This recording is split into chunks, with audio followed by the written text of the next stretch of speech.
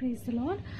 தீமை செய்கிறவங்க தான் நல்லா இருக்காங்க, நியாயமே இல்லாமல் நடக்கிறவங்க தான் வாழ்க்கையில் செழிப்பாக இருக்காங்க, அவங்களுக்கு தான் எல்லா ஆசீர்வாதமும் தேடிட்டு வருது. ஆனால் நான் நியாயமாக நடக்கிறேன், நான் நல்லா ஜெபிக்கிறேன், நீதியாக இருக்கேன், ஆனால் எனக்கு கஷ்டத்தின் மேலே கஷ்டம் வருது, எனக்கு எந்த ஒரு செழிப்பும் இல்லை அப்படின்னு நினைக்கிறீங்களா?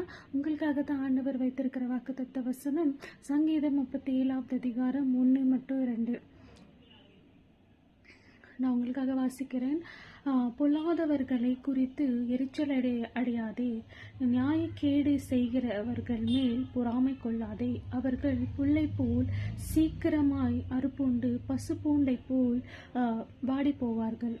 அவர்கள் சீக்கிரமாக வளர்வாங்க. அநீதி உள்ளவர்கள் அவங்களுக்கு நன்மை சீக்கிரமாக கிடைக்கலாம்.